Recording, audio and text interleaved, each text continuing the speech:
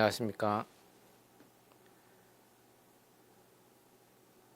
한의학에서의 향기에 대해서 알아보도록 하겠습니다. 한의학에서의 향기는 후각을 통해서 감지되는 기를 가리키는 것으로 치기, 기미라 부르기도 합니다. 향기와 인체의 생리와 병리의 관계는 일찍이 중국 진안 시대의 내경중에 기록되어 있습니다. 내경의 육절장산론에 천사인이 오기, 지사인이 오미, 오기 입비, 장우 심패, 오미 입구, 장우 장이라 하였습니다. 해석을 해본다면 하늘은 5가지 기로 사람을 기르고 땅은 5가지 맛으로 사람을 기르는데 5가지 기는 코로 들어가서 폐와 심장에 저장이 되고 5가지 맛은 입으로 들어가 위장에 저장된다 라는 뜻입니다. 여기서의 5가지 기를 향기로 볼 수 있겠습니다. 역대 한의학 문헌 중 향기에 대한 기록을 정리하면 다음과 같습니다. 향입 비위. 향기는 비와 위로 들어간다는 뜻입니다. 비와 위는 주로 소화를 담당하는 장부이기 때문에 향기는 인체의 소화 기능을 도와줍니다. 방향벽악. 향기는 탁하고 더러운 기운을 몰아낸다는 뜻입니다. 인체에 쌓여있는 탁하고 더러운 기운을 없애줍니다. 방향화습. 향기가 습기를 없앤다는 뜻입니다. 인체에서 음식이 정체되어 소화가 잘 되지 않으면 비위가 무력해지면서 습해집니다. 향기로 비위에 있는 습을 없애주면 소화 기능이 돌아온다는 의미입니다. 방향통락. 향기는 경락을 통하게 한다는 뜻입니다. 한의학에서는 신경과 혈관처럼 잘 발달된 기운의 통로, 즉 경락이 있고 향기는 이 경락을 잘 소통시킨다는 의미입니다. 기향 상승. 향기는 위로 상승한다는 뜻입니다. 향기는 약성이 위로 작용해 주로 얼굴과 머리에 생긴 병증을 잘 치료한다는 의미입니다. 이상 향기의 작용을 요약해 보면 향기는 소화 기능을 돕고 기운의 소통을 원활하게 하며 정신과 관련된 질환에 도움을 준다고 볼 수 있습니다. 한의학과 박지하 교수님께서 말씀해 주신 바와 같이 고대 의학 문헌에서 다양한 향기의 효능을 기록하고 있으며 실제로 우리나라나 중국뿐만 아니라 인도, 이집트 등에서도 동물 또는 식물로부터 기름 성분을 얻거나 또는 향기가 나는 부위를 이용하여 여러 치유 행위에 사용한 것으로 전해집니다. 알코올이 고순도로 정제되어 다양한 천연 에센셜 오일을 얻기 시작했던 중세는 물론 현재까지도 이러한 천연 에센셜 오일 등을 이용한 치유 행위는 이어지고 있습니다. 향을 이용한 치유 행위는 20세기 초에 프랑스 병리학자인 가타포스에 의해 아로마 테라피라고 이름 붙여졌습니다. 현대에는 천연 에센셜 오일을 사용해서 향 자체의 치유 효과를 얻기도 하고 또는 마사지나 목욕 등의 물리적 행위에 에센셜 오일을 함께 사용해서 치유 효과를 증대시키는 요법도 시행하고 있는데 이렇게 향기를 활용한 치유 요법을 통틀어 아로마 테라피라고 부릅니다.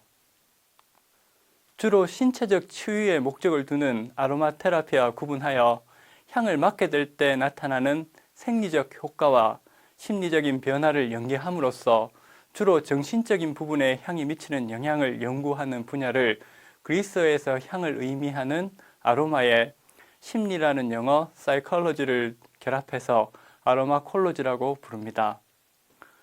한의학에서 정신과 질환에 도움을 준다는 향기의 작용과 일맥상통하는 의미로도 볼 수 있을 것 같습니다.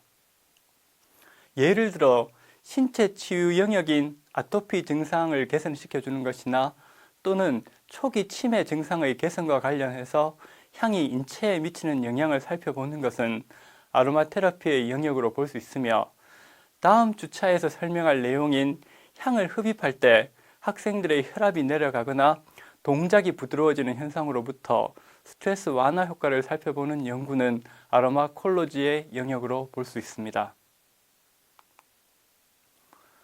아로마 테라피에서 에센셜 오일과 물리적 요법인 마사지를 병행하는 경우 아로마를 흡입해서 치유가 촉진되는지 또는 아로마 오일이 마사지에 의해 피부 속으로 흡수되어 치유 효과를 나타내는지에 대한 이견이 있을 수 있습니다. 결론적으로 말씀드리면 건강한 피부는 장벽 기능이 유지되기 때문에 마사지를 하는 시간 동안 아로마 오일은 대부분 각질층에 머무르게 되므로 짧은 시간 내에 피부의 진피층까지 흡수되면서 효과를 나타낼 가능성은 매우 낮다고 볼 수 있습니다. 진피층까지 화장품이 흡수되는 정도는 다음과 같은 사실들을 생각해보면 가늠할 수 있을 것 같습니다. 신 앞에서는 산도 흐른다는 말이 있습니다. 아주 오랜 시간을 관찰하면 고체로 생각했던 산조차도 액체처럼 흐른다는 것을 의미하는데요. 실제로 500년 이상 된 프랑스 성당에 있는 유리창의 경우 윗부분은 종이장처럼 얇아져 있고 아랫부분은 굉장히 두꺼워져 있다고 합니다. 그렇다면 이 사실로부터 무엇을 알 수 있을까요? 실제로 유리가 액체처럼 흘렀다는 사실을 이 성당의 유리로부터 알 수 있습니다. 그러면 우리가 이런 사실로부터 유리는 액체야 하고 말할 수 있을까요? 그러면 분명히 사회생활 하기가 매우 어렵게 될 거란 게 눈에 선이 보입니다. 또 다른 예를 들어보죠. 기름은 물에 녹을까요? 우리는 물과 기름은 서로 섞이지 않고 심지어 사이가 굉장히 나쁜 사람들을 가리켜 물과 기름과 같은 사이라고 표현합니다. 일상생활에서는 물과 기름은 서로 섞이지 않는다고 생각해도 무방합니다. 그렇지만 물과 기름이 잠깐만 접촉하고 또 완벽히 서로 경계문이 다시 분리된다고 가정하더라도 물에서는 큰 변화가 일어나게 됩니다. 물은 향수를 만드는 재료 중에서 계면 장력값이 가장 큰 물질인데요. 단순히 기름과 접촉만 하더라도 이 계면 장력값이 큰 폭으로 떨어지게 됩니다. 즉 아주 작은 양의 기름이 물속으로 녹아 들어가서 계면의 인력을 약화시킴으로써 계면 장력값을 낮게 만들었다는 이야기가 되는 거죠. 과학적으로는 중력과 같은 다양한 힘이 존재할 때 순수한 액체도 순수한 고체도 현실에서는 존재할 수 없게 됩니다. 심지어 물의 경우에도 고무공처럼 튀기도 합니다. 굉장히 짧은 시간 동안 관찰할 때는 물이 벽에 부딪히면 물이 흩어지지 않고 고무공처럼 다시 튀어나오게 됩니다. 즉 고등학교 때 배웠던 고체와 액체의 성질을 가지고서 두 개를 양분화하는 것은 그 자체가 성립을 하지 않게 됩니다. 또한 물과 기름은 섞이지 않는다고 생각해도 되지만 과학적으로는 그 양이 너무나 적어서 그렇지 실제로 물과 기름은 아주 작은 양이 서로 섞이게 됩니다. 기름이 물 속으로 녹아 들어가게 되고 아주 작은 양의 물이 또 기름 속으로 녹아 들어가게 됩니다. 단지 엄격항의 정도를 어떻게 두느냐에 따라서 물에 기름이 녹는다고 할 수도 있고 녹지 않는다고 할 수도 있습니다. 또한 시간의 범위와 움직임의 정도에 따라서 고체와 액체를 이분법적으로 나누는 것이 맞을 수도 있고 틀릴 수도 있는 것입니다. 이와 같은 선상에서 화장품이 피부에 흡수되느냐의 문제도 동일한 내용인 것 같습니다.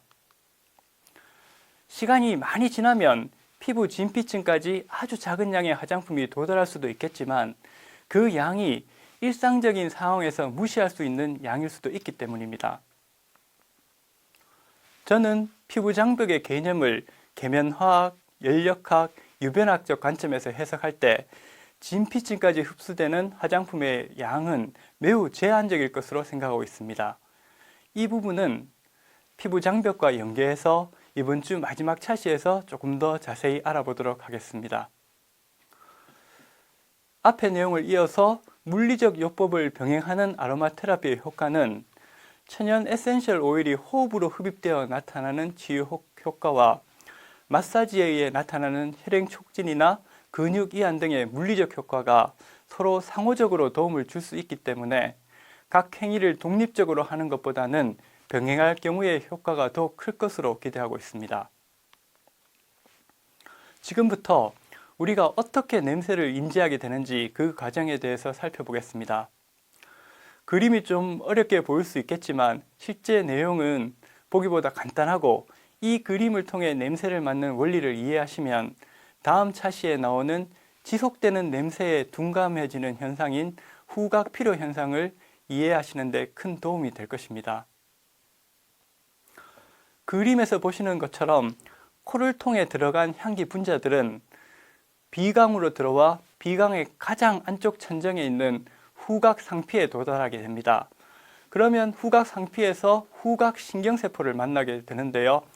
이 후각 신경세포는 비강으로 섬모, 작은 실 같은 것을 노출하고 있는데요. 이 섬모의 표면에는 단백질이 존재하게 됩니다. 이 단백질에 향기 분자가 물리적으로 직접 결합해서 후각 신경세포 내부로 일종의 전기 신호를 만들어냅니다. 이 전기 신호는 후각구를 타고 뇌까지 도달함으로써 우리가 냄새를 인지하게 되는 것입니다. 즉, 우리가 감각적으로 느끼는 향기나 냄새는 모두 뇌에 의해 새롭게 가공된 형태의 느낌이 되는 것입니다. 앞에서 말씀드렸던 영화 매트릭스에서 바라보고 느끼고 냄새 맡는 모든 감각들이 단순히 뇌와 연결된 컴퓨터 프로그램의 연산작용에 의해 설계된 것이라는 설정이 어떻게 보면 이 사실에 근거한 것으로도 볼 수 있습니다. 이와 같이 코로 흡입된 향기 물질을 통한 인식하는 과정은 결과적으로 전기적 신호를 통해 대뇌의 일정 부분을 직접적으로 자극하는 것에 의해 발생하게 되는데, 향기 물질의 종류에 따라서 인지 기능을 담당하는 뇌 부위가 활성화되기도 하고 언어나 청각을 담당하는 부위가 활성화되기도 하는 등 다양한 뇌의 반응이 유도됩니다. 따라서 향기 물질의 흡입을 통해 후각을 자극하는 것만으로도 기억력이나 인지력, 집중력이 향상되기도 하고 때로는 불안감이나 우울감 자체가 억제되기도 합니다. 또한 많은 연구들을 통해 우리 몸에는 코와 같은 후각기관뿐만 아니라 뇌나 다른 장기에도 향기 분자들을 인식할 수 있는 여러 종류의 감각기관이 존재하며 특정 향기 물질의 자극에 반응한다는 사실이 계속 밝혀지고 있습니다.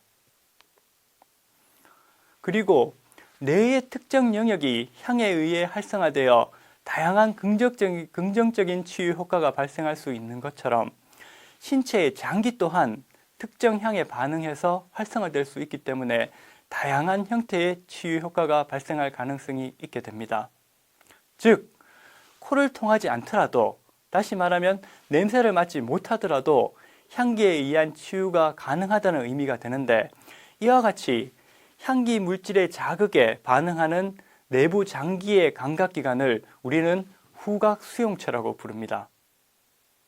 이제 후각 수용체의 개념을 활용해서 후각 자극의 전달 과정을 다시 한번 요약하면, 코로 흡입된 냄새 분자가 비강에 존재하는 후각 수용체와 결합될 때 발생하는 전기 자극이 신경을 통해 뇌로 전달되는 것으로 정리할 수 있습니다. 여러 번 반복해서 말씀드리는 만큼 이 내용은 꼭 이해하시고 기억하시길 바라겠습니다. 이러한 후각의 인지 기작은 1990년대 후반에 들어서서야 비로소 제대로 규명되기 시작했습니다.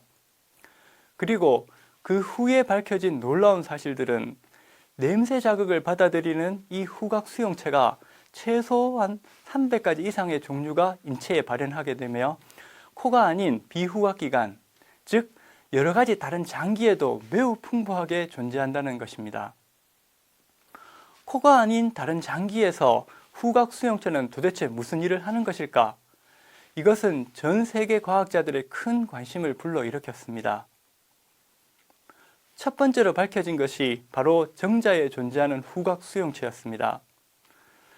사람의 정자에서 OR1D2라는 이름의 후각 수용체가 발견되었는데, 이 후각 수용체는 여러 향기 물질 중에서도 특히 브루지오날이라는 향기 분자에 매우 강하게 반응했습니다. 정자들은 이 브루지오날의 농도가 높은 쪽을 향해 일제히 이동했으며, 이 향기 물질이 없을 때에는 정자의 이동 방향이 통일되지 못하고 길을 잃은 채 제각기 흩어졌습니다. 브루지오날이라는 향기 물질은 우리가 코로 냄새를 맡았을 때 은방울꽃 향기와 유사하다고 알려져 있으며 난자가 있는 쪽으로 정자가 방향을 잡아 이동할 수 있는 일종의 신호로서 작용하는 것으로 생각되고 있습니다. 이후 많은 연구를 통해서 뇌, 심장, 근육, 신장, 피부 등 인체의 거의 대부분의 장기에서 이러한 후각 수용체가 발견되었습니다. 특히 뇌에서는 많은 양의 여러 가지 후각 수용체가 확인되었는데요. 특히 파킨슨병 초기 환자의 뇌 전두엽에서 정상인과는 다르게 특정 후각 수용체의 발현량이 유의미하게 감소했다는 것이 밝혀진 바가 있고, 알츠하이머 환자에게서도 정상일 경우여 발현량이 달라진 후각 수용체가 확인이 되었습니다. 이들 후각 수용체가 정확히 어떤 향기 물질에 반응하며 뇌에서 어떤 기능을 하는지에 대해서는 명확히 규명되지는 않았지만, 뇌 질환을 가진 환자에게서 후각 수용체의 발현량이 감소했다는 것은 이 수용체들이 뇌의 기능을 유지하는 데 매우 중요한 역할을 할 것이라는 예측을 가능케 합니다. 실제로 라벤더의 주요 향기 성분들이 뇌를 자극해서 우울한 감정을 감소시켜주는 효과를 나타낸다는 사실이 잘 알려져 있기 때문에 이러한 향기 물질에 반응하는 후각 수용체를 찾아낸다면 향기 물질이 뇌를 활성화시키는 메커니즘을 더욱 구체적으로 규명할 수 있을 것으로 사료됩니다. 이상으로 고대에서 시작된 향기요법이 현대에서도 활발하게 연구되고 활용되고 있다는 사실에 대해 살펴보았습니다. 다음 차시에서는 사이프러스 에센셜 복합 오일이 치매와 아토피에 미치는 영향과 관련된 우리 연구팀의 구체적인 연구 결과를 바탕으로 향기요법에 대해서 계속 살펴보도록 하겠습니다. 감사합니다.